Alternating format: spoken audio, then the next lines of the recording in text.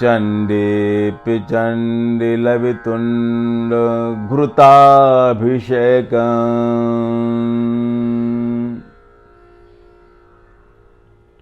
श्री कार्तिकेय कलनृत्य कलावलोकन्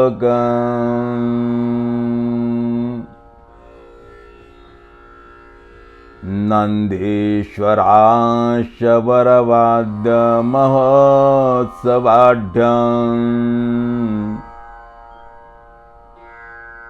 सोल्लासहास गिरिजं गिरिशं तमीडे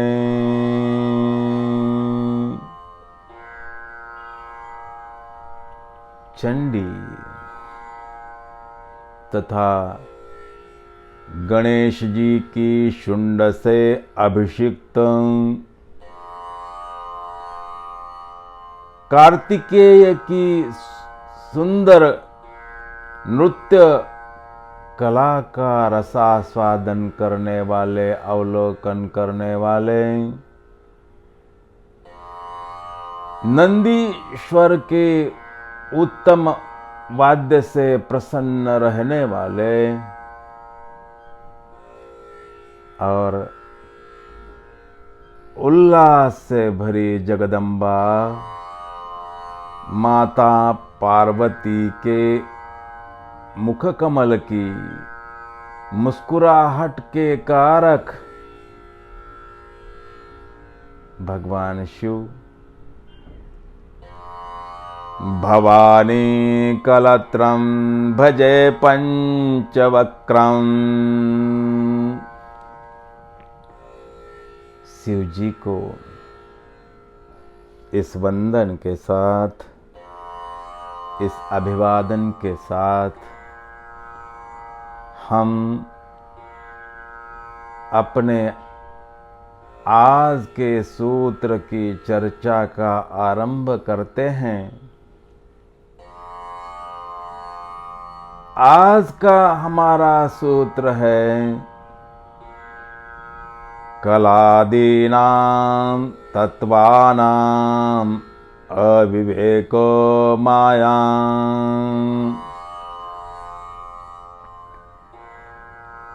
भगवान शिव हमें अपने चैतन्य स्वरूप तक, आत्मबोध तक, आत्म साक्षात्कार तक पहुंचने के मार्ग बता रहे हैं वसुगुप्त के माध्यम से। हमें अपने आत्म स्वरूप तक पहुंचने के जितने भी मार्ग हो सकते हैं, बताने के, वर्णन के जितने भी तरीके हो सकते हैं, जितने भी उपाय हो सकते हैं, उन सब का प्रयोग कर रहे हैं शिव जी। एक ही बात को समझाने के लिए कि जीवन में जागृति कैसे आ जाए। पीछे हमने कुछ सूत्रों की व्याख्या की, उनमें एक सूत्र था यौनिवर्गः कला शरीरम।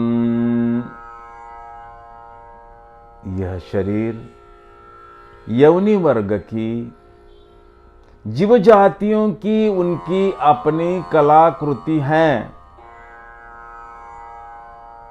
चेतना में जो कर्ता का भाव है, वह जिस योनि की कामना करता है, जिस स्पेसिस की कामना करता है,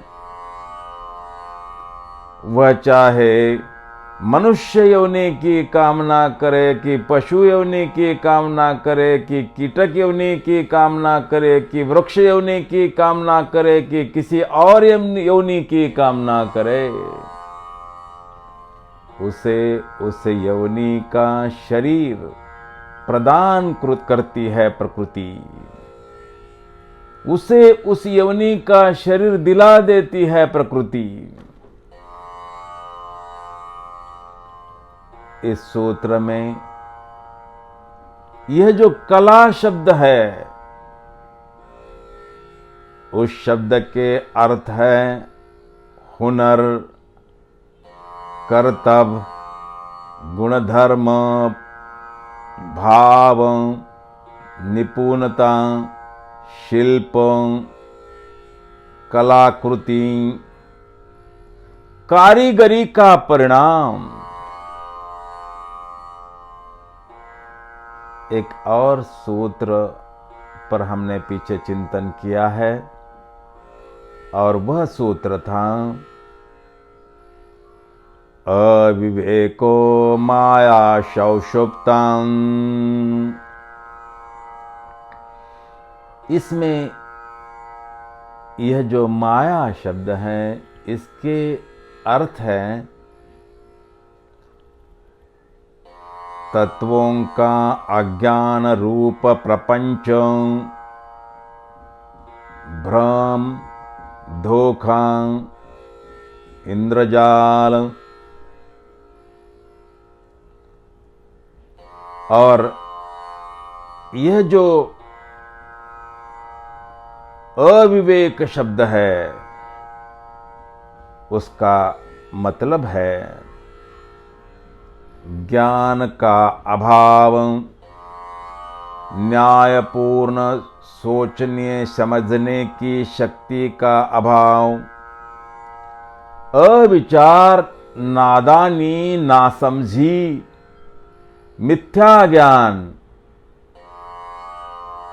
विवेक इसका ठीक उल्टा शब्द है, इसका विरोधी शब्द है, जिसका अर्थ है आत्मबोध, आत्म साक्षात्कार, यथार्थ ज्ञान, सत्य का बोध, सत्य और असत की समझ। आज के सूत्र में एक शब्द है, वह है तत्व। तत्व का अर्थ है आत्म तत्व, परम तत्व, चैतन्य तत्व, मौलिक तत्व, ब्रह्म तत्व, विशुद्ध इकाई, परम सत्य, आत्म स्वरूप, इस जगत का मूल कारण। तो आज का यह जो सूत्र है, इस सूत्र का अर्थ हुआ आत्म तत्व की खूबी, गुणधर्म, चाल ढाल, कला का अज्ञान ही माया है, वही मिथ्या ज्ञान है।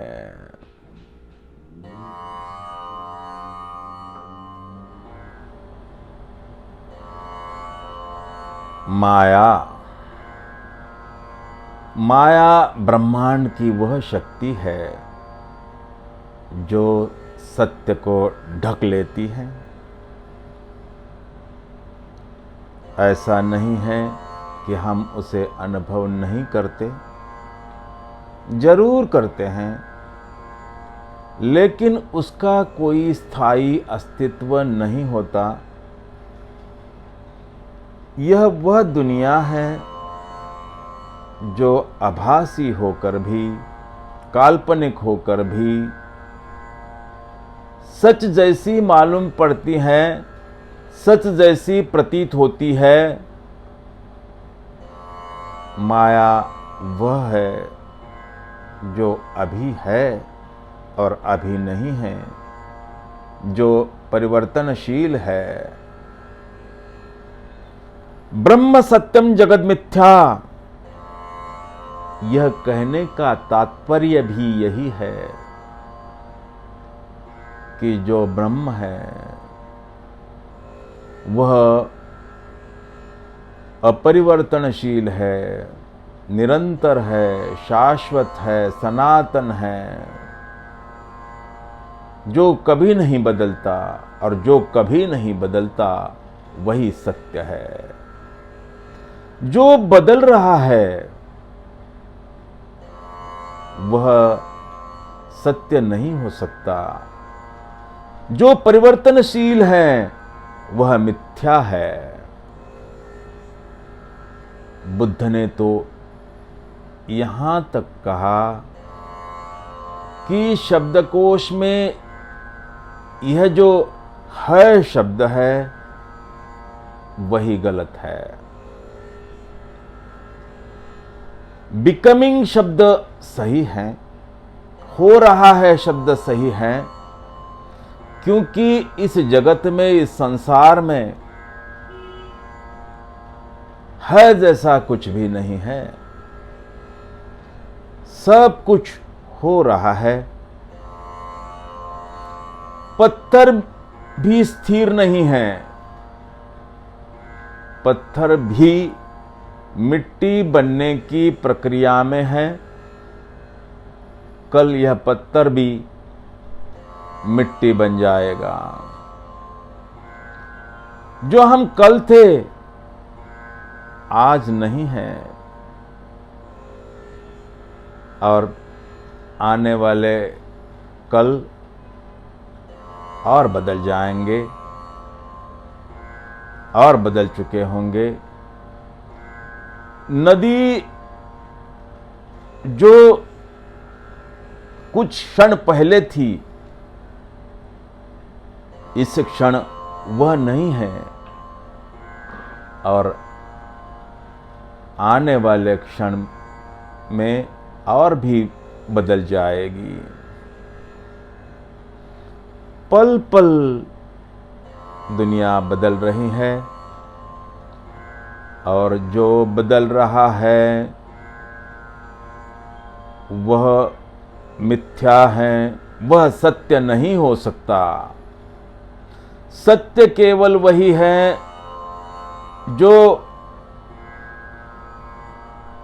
कल जैसा था आज भी वैसा ही है, और कल भी वैसा ही रहेगा।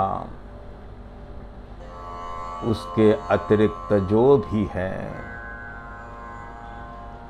उसके अलावा जो भी है, जो अनिरंतर है, अशाश्वत है, वह सब मिथ्या है, वह सब माया है। आज का सूत्र है कलादीनां तत्वानां अविवेको माया। तत्व यानी आत्म तत्व का अज्ञान, उसकी जो खूबियां हैं, उसके जो गुणधर्म हैं, उसके बारे में अज्ञान है, और माया उसी का नतीजा है। माया मन का सम्मोहन है।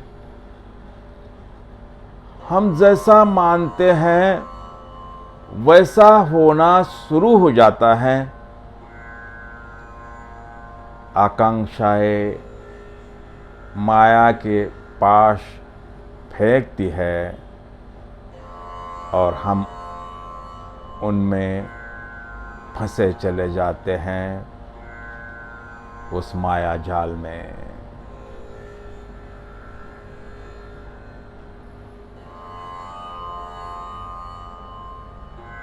उत्तमा तत्व चिंतन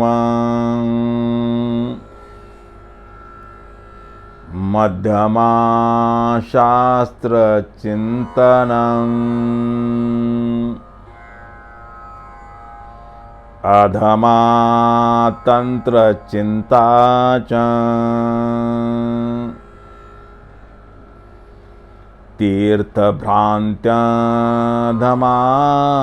धमा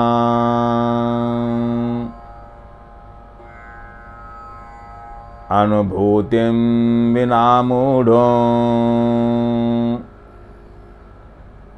वृथा ब्रह्मणि मोदते।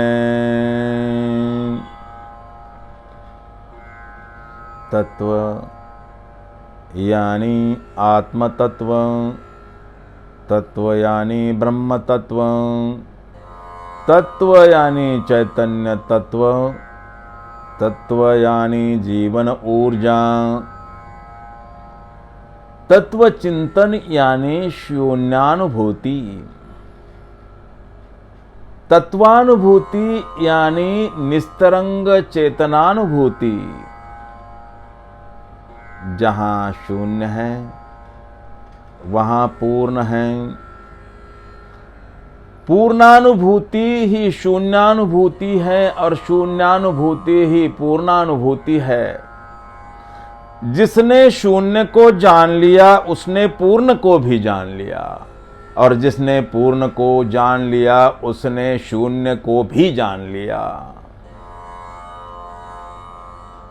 शास्त्र का चिंतन दूसरे स्थान पर है, क्योंकि शास्त्र का चिंतन उधार है, बासा है।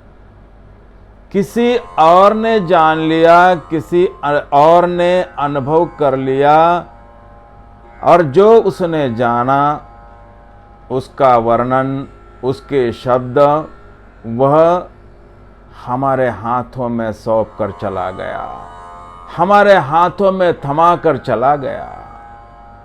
किसी और ने अमृत पी लिया, और जिस प्याली से अमृत पिया वह खाली प्याली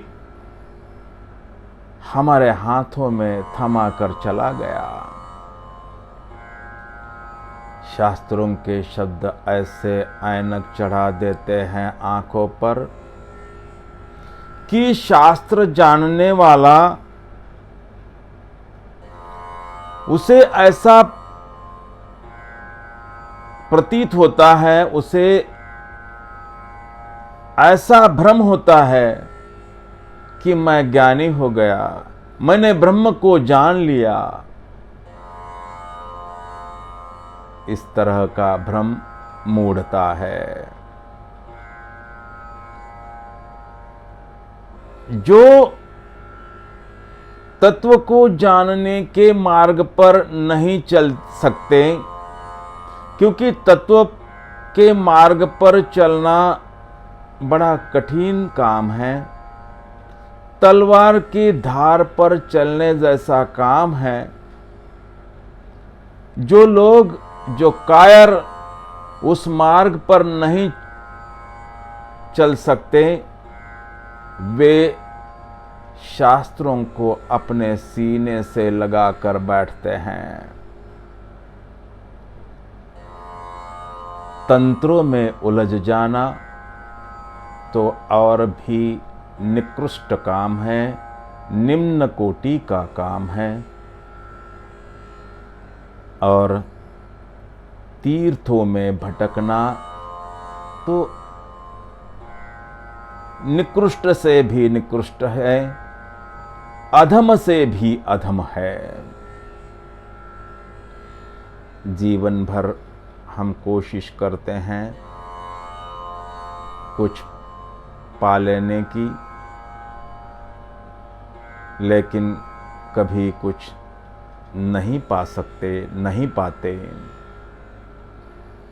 हर बार लगता है कि मिल गया, मिल गया, लगता है कि अब तो मिल ही गया, लेकिन हाथ आते आते छूट जाता है। मृत्यु के समय आदमी पाता है कि जो भी चाहा वह कुछ भी नहीं मिला। हाथों में सिर्फ वासनाओं की राख रह गई है। मरते समय मरने वाले को जो पीड़ा होती है वह मृत्यु की नहीं होती, वरन जीवन व्यर्थ जाने की होती है। जिन्होंने स्वरूप को जान लिया, तत्व को जान लिया, चैतन्य को जान लिया, आत्मदर्शन कर लिया, तत्व दर्शन कर लिया, तत्व की कला को, तत्व की खूबियों को जो समझ गए, वे यह भी समझ गए कि तत्व को जानने से पहले जो मंसूबे थे, जो आकांक्षाएं थी, वह सब माया थी और उसका कारण सत्य का अज्ञान था। श्री शिवाय नमस्तुभ्यां।